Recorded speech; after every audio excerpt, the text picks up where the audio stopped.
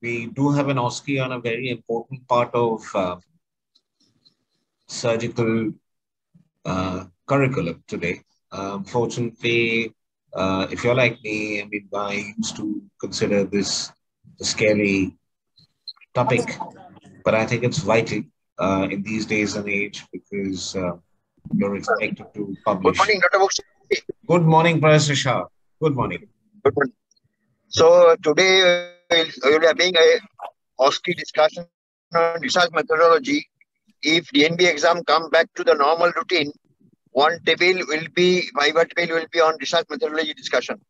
So Dr. Sanjay Bakshi, who is a very avid teacher, will take us through this scenario of OSCE, and students will just answer to his query. It will be like a Viva table. So Dr. Debakshi, please start. Thank you.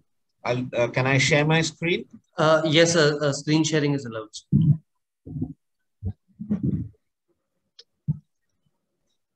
Just tell me if you can see the screen and then I'll... Yes, sir, the screen is visible. Okay, so today we are going to do OSCEs on medical statistics. And our presenters are Dr. Ganesh Guru, RM Jyoti, Dr. Paritosh, Dr. Suman Paul, and Dr. Ishita Lau. So thank you. Good morning, sir. Good morning. Good morning to all of you.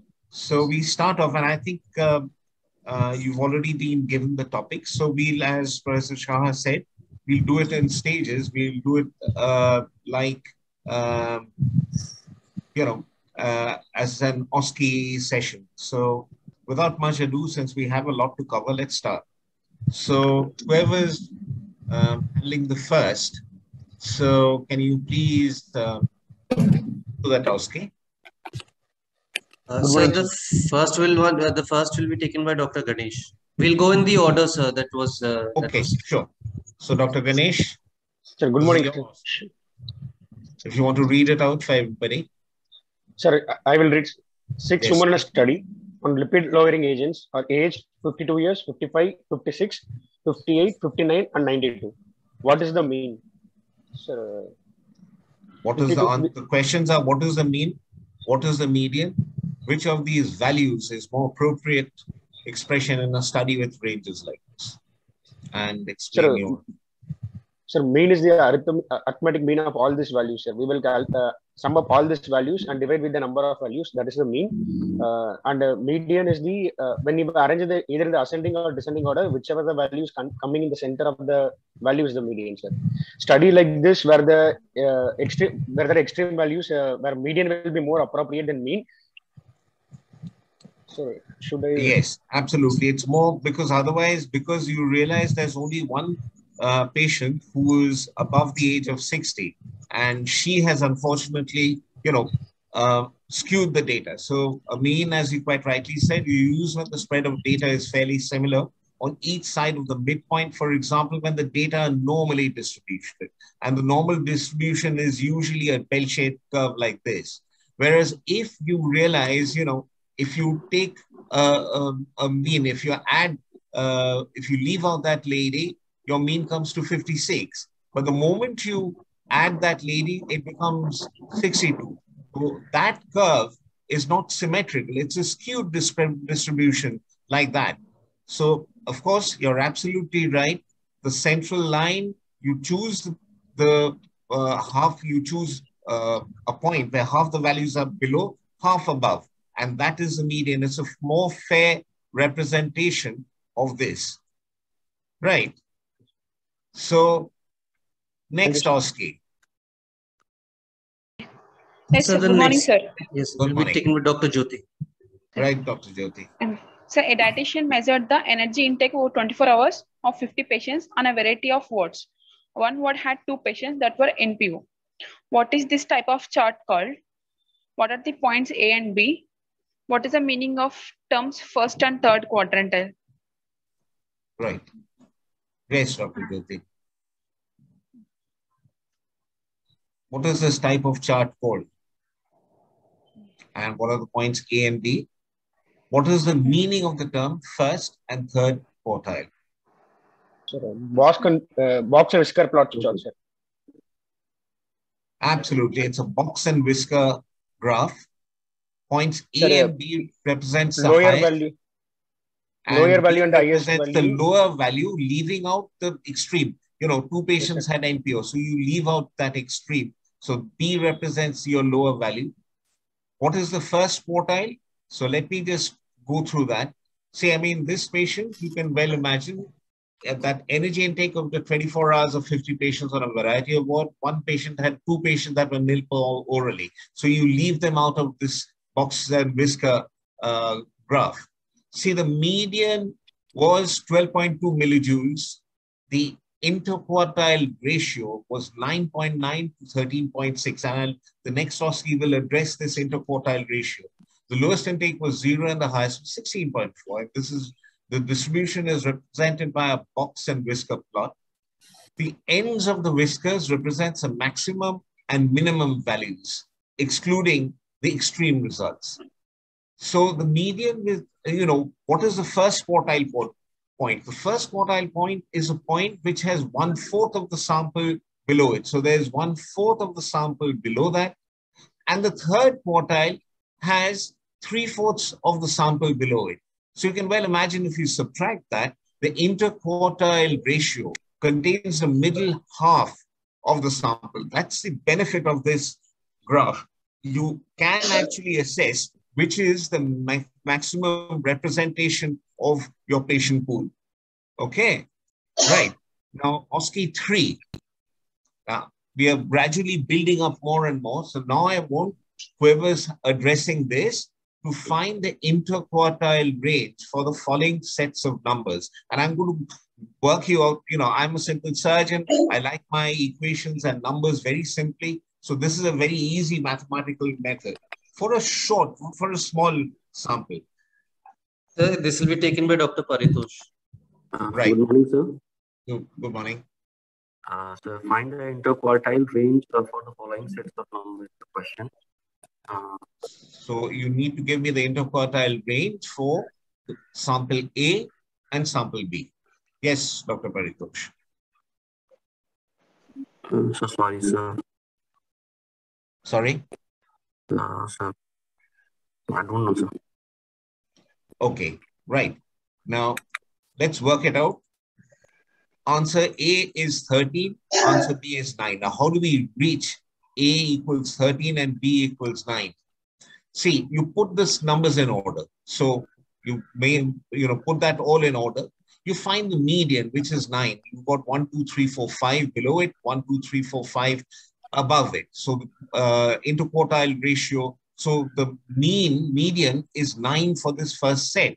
So if you now put a parenthesis around the numbers above and below, it's not really a truly statistical exercise, but it makes Q1 and Q3 easier to spot. So if you have this number 1, 2, 5, 6, 7, and 12, 15, 18, 19, and 27. So what is the Q1 and the Q2? You use the middle point. You use 5 out here and 18 out here, okay? And you subtract Q3, you subtract Q1 from Q3, and you find the interquartile range. Okay, is that clear? I mean, this is for a set of numbers, set of odd numbers. You can realize that we've got 11 numbers out here, 5 below that line, 5 above that line. Now, what happens in the next sample? That is why I've given you that sample. It's an equal 1, 2, 3, 4, 5, 6, 7, 8, 9, 10 numbers. So you put a mark in the center of the data. So there we are. That's a mark in the center of the data. 5 below and 5 above. I'm just giving you a very, very simple mathematical way to understand this difficult concept of interquartile. What is the first quartile? What is the third quartile? Now, since we've got this, let's find the median of the middle of the lower half of the data is 7. What is the median of the upper half of the data? It's 16. So now you have, things become easy. You subtract 7 from 16, and that gives you 9. Okay. You understand? It's a very easy mathematical way. I wanted to give this OSCE because I wanted to make things clear in your head that this is the basis. It might not be a mathematically correct statistical way of defining this, but it is an easier way to define this. Okay? Right. Now we are gradually going to make things a bit more. So now you see that you have approximately half your patients in that range from 9.9 to 13.6. So that is the advantage of having a box and whisker plot. Right. Who's next? We've So got next is Dr. Suman. Yeah, right, Dr. Suman. If you want to read that out. Good morning, sir. Good morning.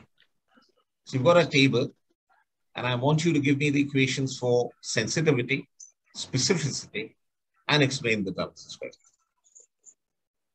A disease. I mean, I'm not specified a disease. I will later, but for this particular exercise, it's...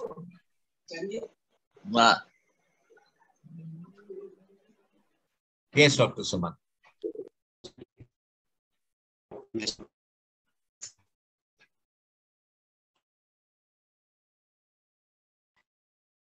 Right. Okay. Sir. Yeah, this is the equation. You know, I wanted you, Dr. Suman, to give me an algebraic thing. If you look at that chart, okay, what is sensitivity? We need to know how often the test will be positive. That is positive in disease. So it will be A divided by A plus C. So that's the disease being present. And here the disease are absent. So if you want the specificity, so the rate of pickup of the disease in a test is called the sensitivity. So you appreciate that we are doing it out in this column. So the disease is present. It's A divided by A plus C. Similarly, for specificity, we are trying to find the negative equation. So we need to put D divided by B plus D. So we want to know how often the test will be negative. That is negative in health. D by B. So please, I mean, this is a very, very, very important table. So please remember this. You're always asked what is the sensitivity? Explain the sensitivity, explain the specificity. I've tried to make it very simple. You know, disease being present is sensitivity. Disease being absent is negativity, is specificity. So think about this. You want to find the ratio. You have false negatives out here and you have a false positive out here. So A divided by A plus C gives you the sensitivity, and specificity is found by D divided by D plus D. So that is the explanation. Please remember that, guys. I mean, this is very important. Right. Now, we work with the same table. I've tried to keep things as simple as possible. So who's going to address this? Sir, positive predictive value is, sir, true positives means A by A plus B, and negative predictive value is D by C plus D. Right, absolutely correct, Ishita. And Dr. Ishita, and what should be the value for a perfect test? Sir, value of perfect test should be as close to 1 as possible. Okay, you're absolutely right. Positive test is, you know, we were previously, what were we doing? We were actually doing the sensitivity and specificity. Now we are talking of positive, positive predictive value. So you have A divided by A plus B. And if you have a negative, you have D divided by C plus D. Yes. Okay, absolutely right. So there we are. So as you quite rightly said, Dr. Ishita, absolutely right. And the near perfect test, it's very rarely that will have a value of 1. The lower the value, the closer it is to 0, the less useful the test is in that respect. So please remember that your in a perfect life, in a perfect test, all values should be 1. Unfortunately, it's not like that. If the closer it reaches to 0, it actually represents a less useful test. Okay, now we are going to put in a bit of numbers. So imagine a blood test for gastric cancer. Somebody is found out a blood test, tried out on 100 patients, admitted with hematemesis. The actual presence or absence of gastric cancers was diagnosed from the endoscopic finding and biopsy. The results are shown. Blood results positive. You had 20 patients who actually had it, so true present. 30 patients didn't have it, so false positive. You had a negative of 5, which means the blood result was negative, but the patient had a gastric cancer, you got 5, and it was absent in 45. So the sensitivity out here, since we worked out, is 20 divided by 20 plus 5, and the specificity is 30 divided by 30 plus 45. So why? So if there's no gastric cancer, there's a 60% chance of the test being negative, but 40% will have a false positive. So that explains the 0.6. You realize that. Similarly, if you had a sensitivity, 80% would, with a positive test, would actually have cancer, 20% will not. So that is the meaning of the term sensitivity and specificity. Look at the positive predictive value. 20 divided by 20 plus 30 is 0.4. So there is a 40% chance if the test is positive that the patient actually has gastric cancer. Negative predictive value, 45 divided by 45 plus 5 is 0.9. There's a 90% chance if the test is negative that the patient does not have a gastric cancer. So now you know that it tests the robustness of a test. In this, there's still a 10% chance of a false negative, that the patient does have this wonderful blood test which tests for gastric cancer. Okay, right. OSCE 6. Who's next? Yes, sir, for this, I'd like to invite if any of our participants who just joined would like to attempt this. Otherwise, we'll go back to Dr. Ganesh. Okay. If there is any volunteer, you could please unmute yourself. Sir, in a blood test for gastric cancer tried out on 100 patients admitted with hematemesis, the actual presence or absence of gastric cancers was diagnosed from the endoscopic findings and biopsy. The results are shown in the table. Blood results positive, negative they have given, and the disease they have given. What is the likelihood ratio and what does it mean? Sir, right, Dr. Ganesh. Sir, I don't know the definition of likelihood ratio, sir, but there are two things: positive likelihood ratio and negative likelihood ratio. For a positive likelihood ratio, the formula is sensitivity divided by 1 minus specificity. Yes. For negative likelihood ratio, the formula is 1 minus sensitivity by specificity. Very good. Excellent. That's exactly what. So likelihood ratio, you divide the sensitivity by 1 minus specificity. It gives you a value of 2. Now, what does this mean? In this example, a likelihood ratio for a positive result is 2. That means that the test is positive in a cancer. The patient is twice as likely to have a gastric cancer than not have it. Okay, so that is the most important thing for a likelihood ratio. Therefore, we have all these. Sensitivity is how often a test is positive if the patient has a disease. Specificity, if the patient is healthy, how often will the test be negative? Positive predictive value, if the test is positive, the likelihood the patient has the condition. Negative predictive value, if the test is negative, the likelihood that the patient will be healthy. And the likelihood ratio, if the test is positive. So, Dr. Ganesh, it's more about positive for the likelihood ratio. How much more likely is the patient to have a disease than not have it? The likelihood negative ratio is, as you quite rightly calculated, but in statistics, that is not addressed too much. Okay. Okay. Right. Who's next? Or do we have somebody? Yeah. So what is the Oxford system for studies of interventions? Yes, Dr. Jyoti. Sir, sorry, sir. Don't. Okay. Anybody from the audience? Anybody from the audience? Okay, if there aren't anybody, 1A, systemic reviews, homogeneous or randomized control trials. 1A is the strongest. 1B, high quality individual randomized controlled trials with a narrow confidence interval. 1C, all or none randomized controlled trials. You have randomized controlled trials where the results are either positive or negative, nothing in between. 2A is a systematic review, homogeneous, of cohort studies. 2B is an individual cohort study of low quality randomized controlled trials. 2C is outcomes research and ecology studies.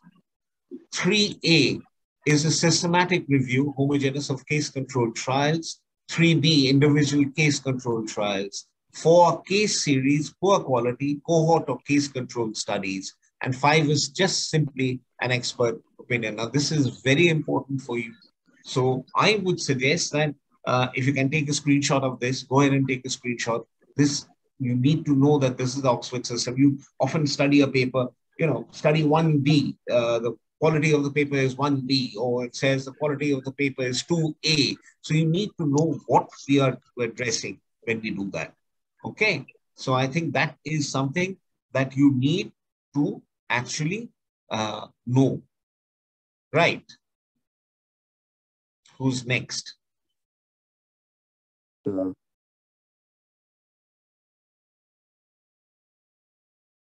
What is this graph known as? Forest plot. When it is used, when we are comparing multiple studies, we used to use this chart to know meta-analysis study, something like that. We will use this. Explain the significance of the different lines. Sir, the boxes are telling whether the data are negatively or positively skewed. Mean of each study, which is negatively or positively skewed.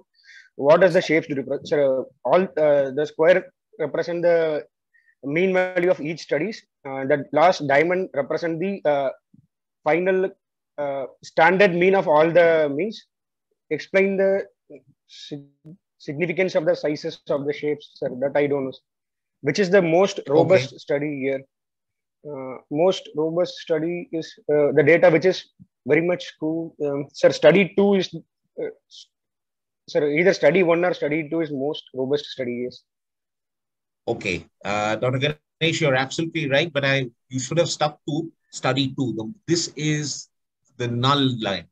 So any study that crosses the null line, okay, so favors control, favors intervention. Think about it, guys. I mean, if you have a study which goes through, the null line, so that study actually has some patients who favors control, some favors intervention. So that study becomes less important. Think of this study. It's got a number of people who favors control rather than favors intervention.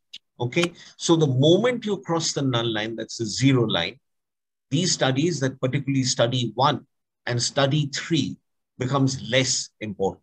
What is important are studies which don't cross that. So we have study 2 and study 4, which don't cross that. Now, of these two, the size of the box represents your sample size. So you can well imagine that since this is a bigger box, so that study 2 has a lot more patients, their sample size is far larger. And this line represents, quite rightly, Dr. Ganesh, what did you say that this line, this horizontal line, what does it represent? Sure. It represents the confidence interval, and my last OSCE will be on confidence interval because I'm gradually building it up. Confidence interval is a difficult concept, and this is why I left it till the last. So you can well imagine that this is the confidence interval. Now think about it. You have a confidence level for this study 1, which goes from minus 0.2 to plus 0.8. So that's a huge variation, isn't it?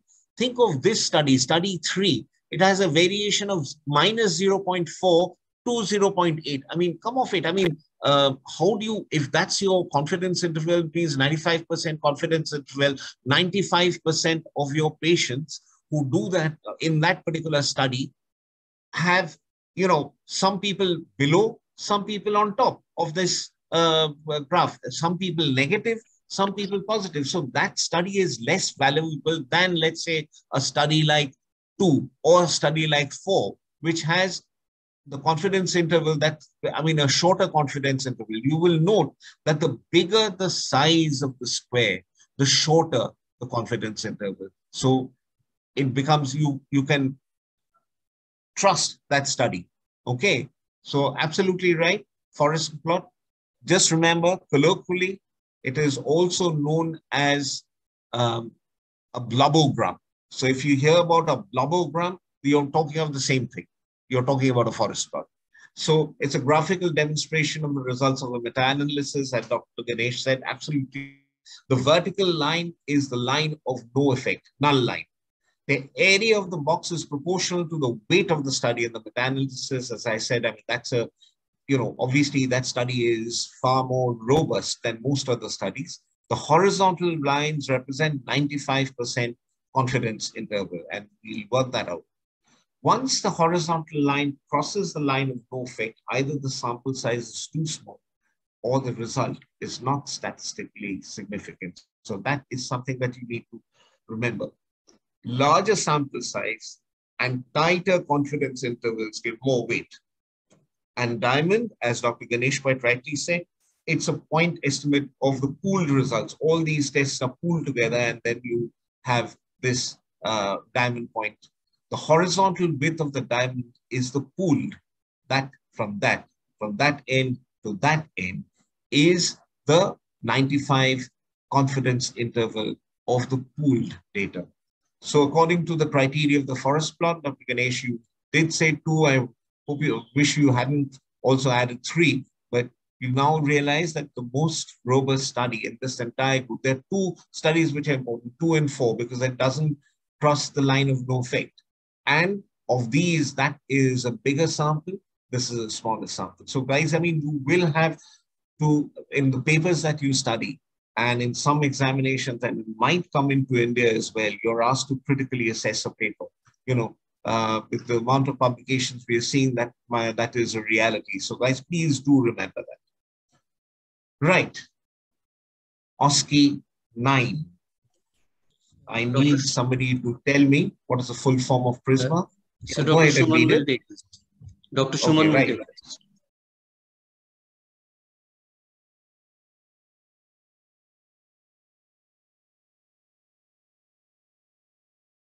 Dr. Suman, you want to read it out? This part is blue because I don't want to, for a OSCE, you don't need that. But what is the full form of Prisma? If you expand it, what is the Prisma statement?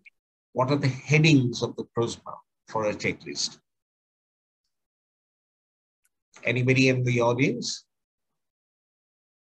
It's important. It's a very important concept. So I need somebody to give it a try. So it is a preferred reporting items for systematic and meta-analysis, systematic review and meta-analysis. Yep. Absolutely. Absolutely right. Preferred reporting items for systematic reviews and meta-analysis. It's a set of evidence-based guidelines intended to improve the quality of reports of a systematic review. So do you know the headings, Dr. Jyoti? No idea. Okay. Now it's important. Yeah, go ahead. Sir, IMRAD form, introduction, materials and methods, results and discussion.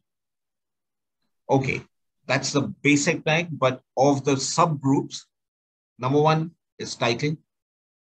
What is the checklist? I don't want you to, in OSCE, you're not expected to write all that. You just want to write what is there in the left column. But the title, you identify the report as a systematic review, meta-analysis, or some, or both. That's what you need to do.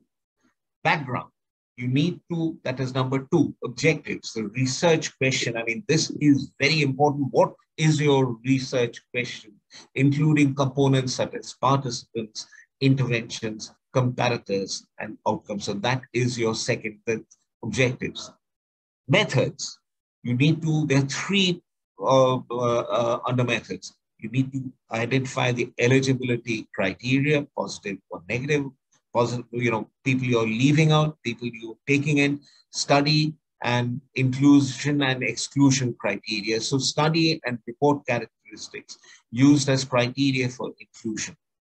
4, information sources, key databases searched and search dates. You're doing a meta-analysis, don't forget, or a systematic review. So you need to give your search dates and the risk of bias, methods of assessing risk of bias. They're separate statistical components which actually do that. You need to exclude the risk of bias, which can skew your data. So you need to be careful of that. Okay, right. Results. Included studies in your checklist items, number and types of included studies and relevant characteristics of studies, synthesis of results, results for the main outcomes, benefits and harms, preferably indicating the number of studies and participants for each. If the meta-analysis was done, include summary measures and confidence intervals. So if the meta-analysis was done, you have to include, here is where your forest plot becomes very important. Okay, so here's where you actually give your forest plot, including the diamond. And you must ensure that your diamond stays on the positive side of the line, of the vertical line of no effect. So that is very important. Description of the effect. If it doesn't, so that is also, there's a value for that. It means that your meta-analysis shows that the thing that is being studied is no value. It doesn't have value. And 8 is description of the effect, direction of the effect in which group is favored, and the size of the effect in terms of meaningful to clinicians and patients. So finally, the checklist item, discussion, strength and limitations of evidence. So you need to give a brief summary of the strengths and limitations of evidence, the inconsistency, the imprecision, the indirectness or risk of bias and other supporting or conflicting evidence. So here's where you need to give the strength and limitations of the evidence. 10 is the interpretation, general interpretation of the results and important implications. You have to end with 11 and 12. Funding, primary source of funding for the review. And nowadays we all register our trials. So even a systemic meta-analysis. So registration, number and registry name. So in short, you've got 12. So I'm going to go through that. Number 1 is title. Number 2 is objectives.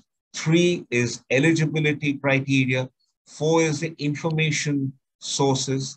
5 is the risk of bias. 6 is included studies. 7 is the synthesis of results. 8 is the description of effect. This in the discussion, you have 9 and 10, which is strength and limitations of the evidence. 10 is the interpretation, and others are funding and registration. So guys, please remember the broad headings are title, background, methods, results, discussion, and please do not forget that you have an other heading out here. Right, for the next exercise, you must have an Excel sheet open, whoever is doing this. I'm sorry, Dr. Milan, that I was late in telling you this, but then... I think Dr. Ishita will take this question. I think she has a Excel sheet. Okay, that's great, Dr. Ishita. So, Dr. Ishita, this is the last exercise, and I wanted to leave that to the last because the concept is slightly you need to understand. So do you want to read this through? 20 patients in your trial undergo Lichtenstein repair of an unilateral inguinal hernia over a 1-year period. They are followed up for 3 months, at the end of which they are asked to grade their pain according to their visual analog score. And that is the usual vanilla visual BAS scale BAS that is used. Okay. Calculate the 95% confidence interval of postoperative pain at 3 months. So Excel is a wonderful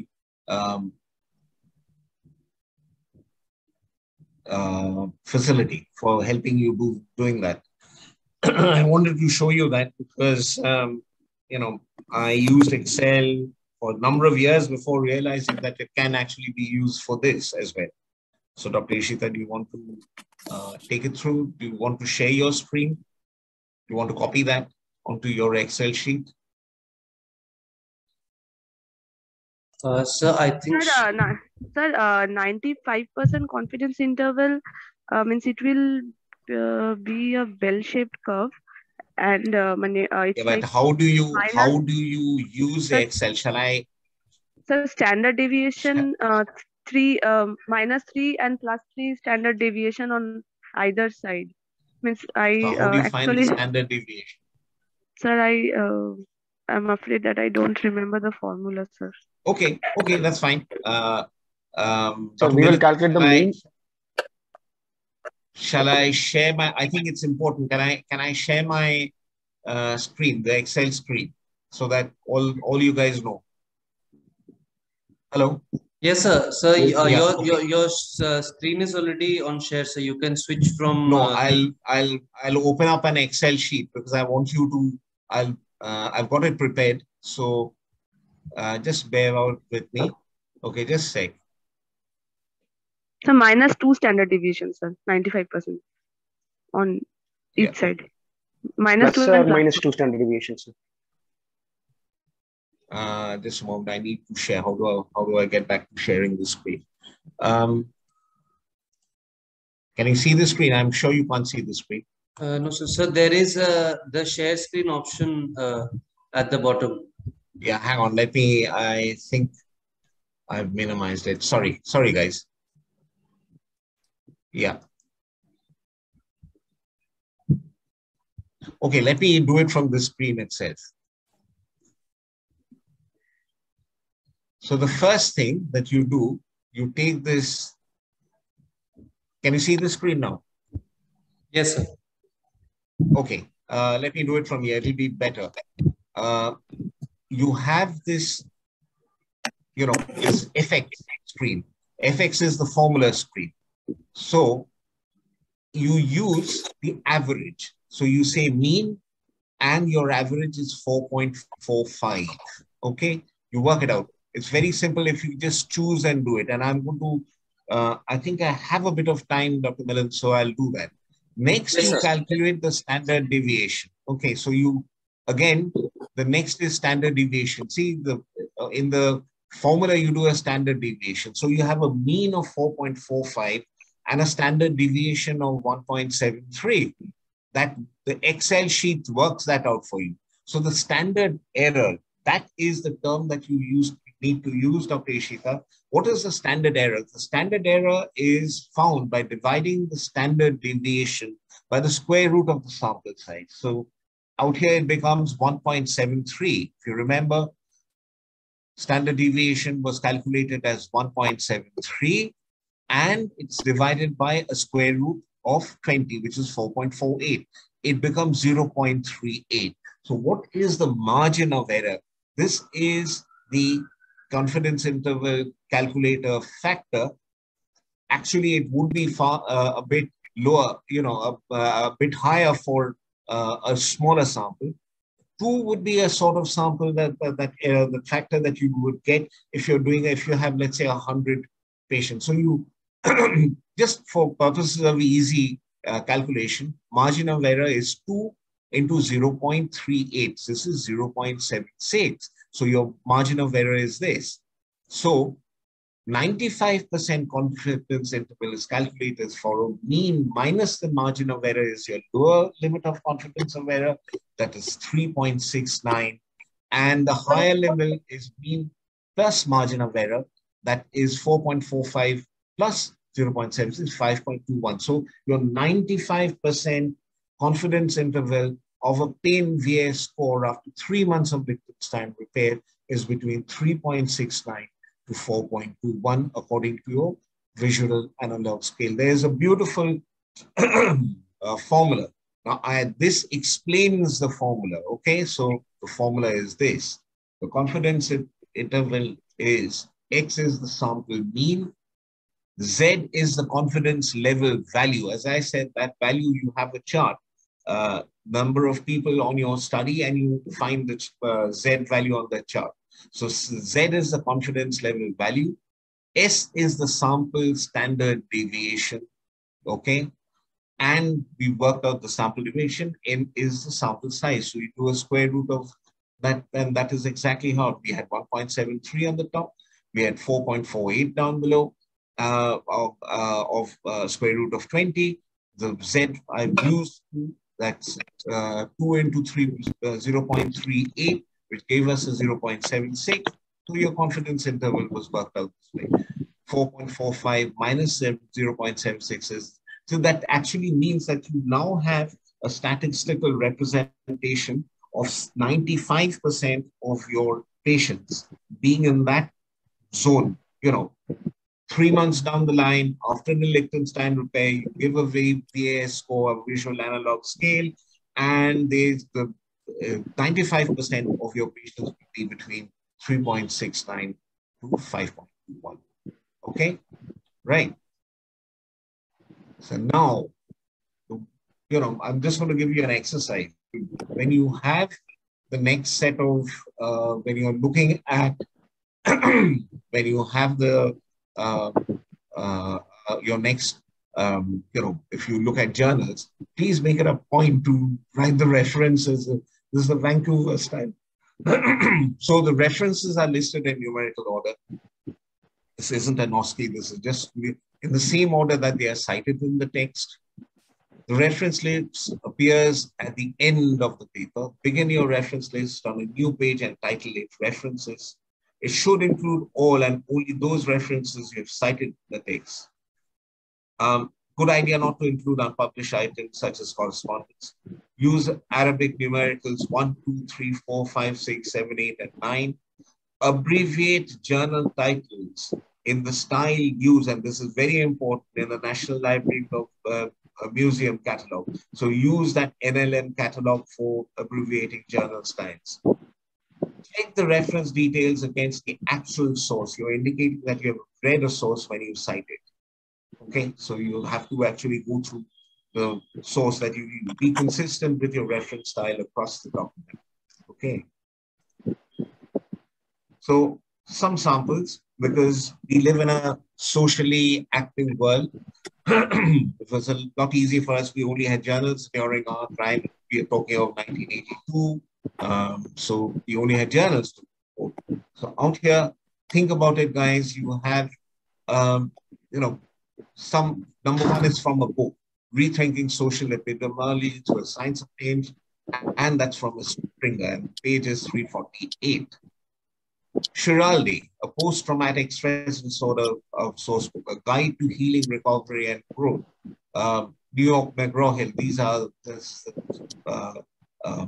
the publishers, and it's available from this book, and you give the entire thing. So that is how you reference from a book.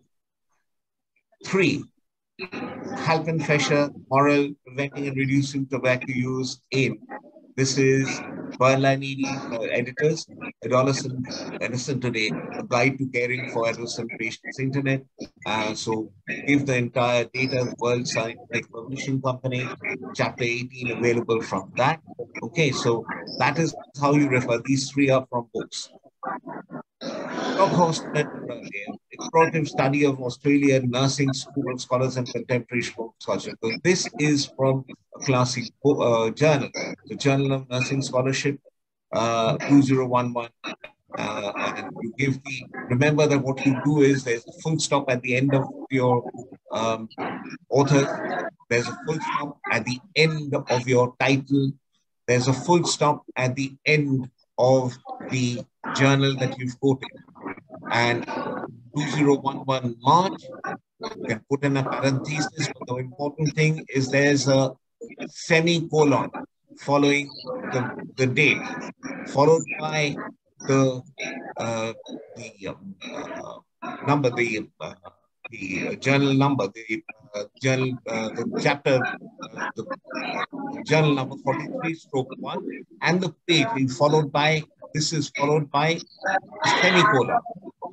Okay, colon, followed by a semicolon, followed by the page 89 to 96, followed by a full stop. And this is a very important issue, guys. A lot of us get it wrong. That is something that is so full stop after the authors, full stop after the title, full stop after the journal abbreviation. There is a semicolon after the date. The journal number is followed by a colon and a full stop after the page. So please remember that. Do that. Now, similarly out here, you see that this is, has been quoted. There's a full stop after the authors, full stop after the title, full stop after the full stop.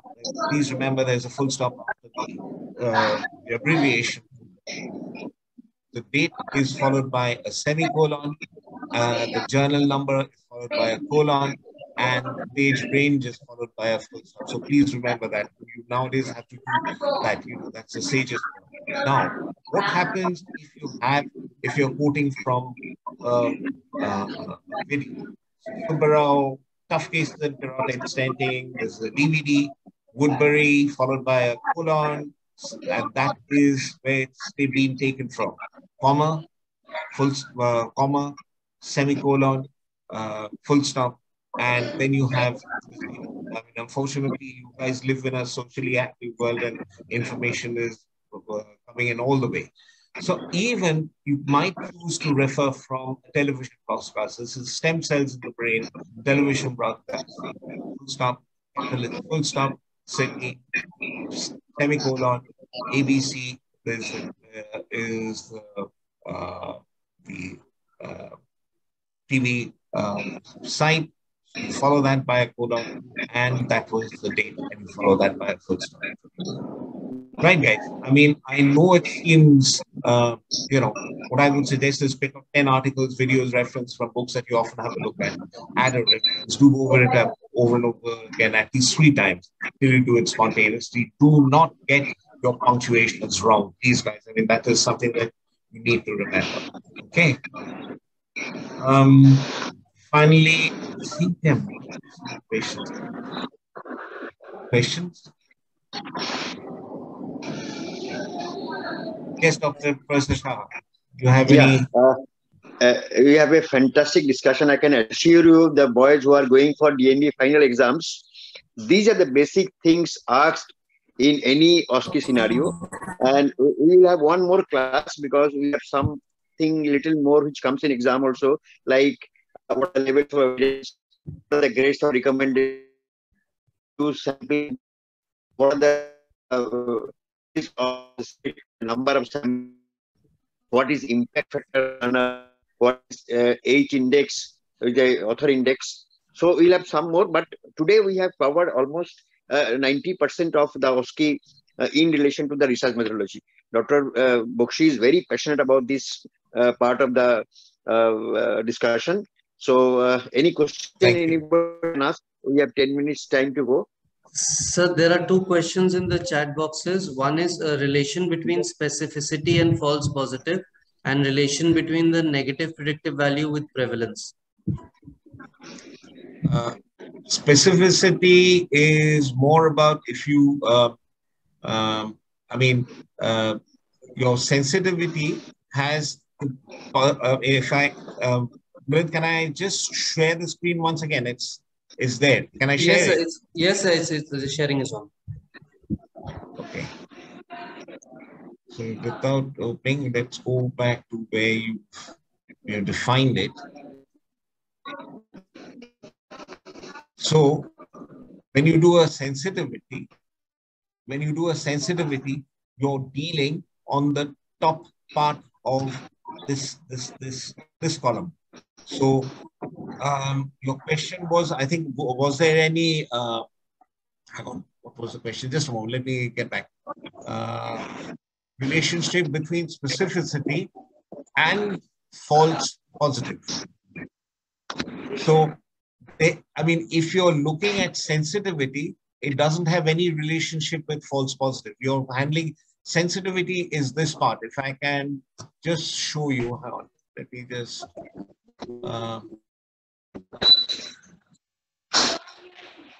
So that represents sensitivity. Can you see that? That represents sensitivity.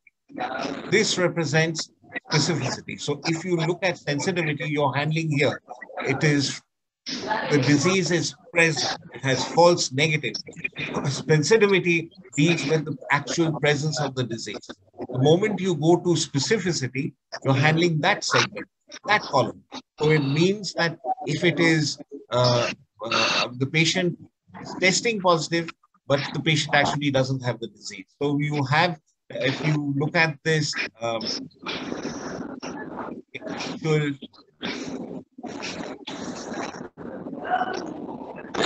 thing that we used out here, see, I mean, look at the sensitivity. The sensitivity out here is only that.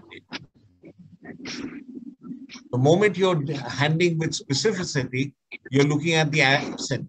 Okay. So, Dr. Bakshi, if the false positive is more, then specificity is less. Yes, yes, yes, absolutely. If the false positivity is more, then the specificity is less, because that denominator goes up, isn't it?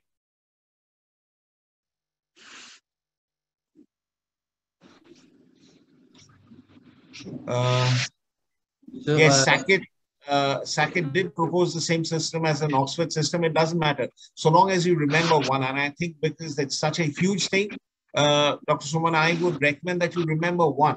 They're basically very close by. It's just a bit of change between Sackett and the Oxford system. I give the Oxford system because a lot of people refer to that. Negative predictive value with prevalence. Negative predictive value with prevalence. So, see, if you have a negative, the likelihood that the patient will be healthy. So, the moment you're talking of prevalence, you need to handle a positive predictive value. The moment you have a negative predictive value, and as Professor Shah quite rightly said, if you have a higher incidence of false negative, then that value is going to be smaller, isn't it? So, negative predictive value, how did we calculate that? We calculated this as follows.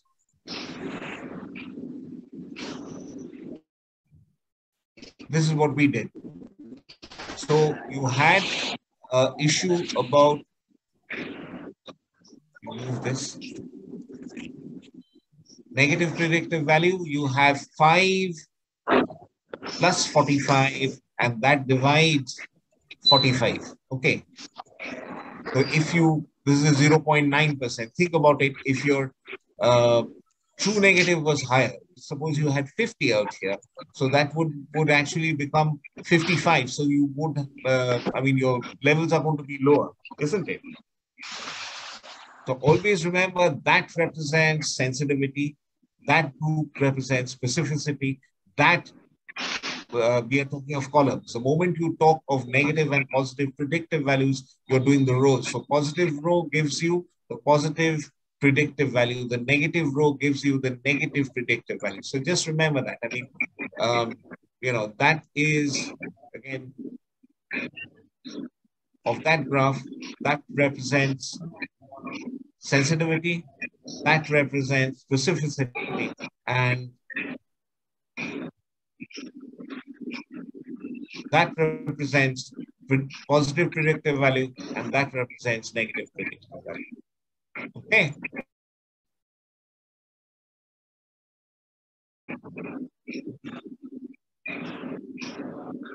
Hello. So, sir, I had one doubt, sir. In case of references, sir, in case the style has not been specified, should we go for Vancouver, or we can go for any other? The normally accepted is the Vancouver.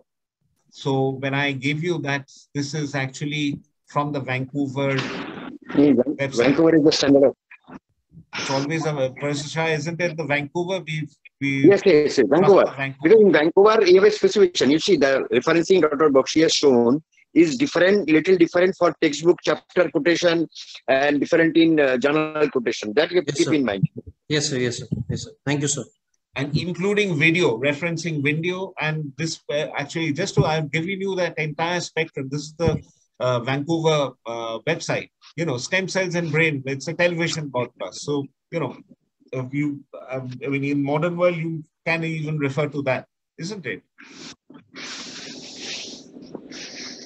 Okay, Dr. Bakshi, we had a fantastic discussion. We'll have one more day sometime later so that you can cover the remaining part of sampling, what are the meaning of meta-analysis, randomized control trial, and the impact factor of journal, author index. So we can cover the just remaining part. 80% you have covered. Okay. So right. These are the things, right. things which are asked in, because in GND exam, they have a dedicated Viva table which will be on research methodology and recent advanced surgery. So they are the usual question being asked. Thank you very much. Thanks other participants. You have done well. Thank you. Yeah. Thank you very much, sir. Thank you. Thank you.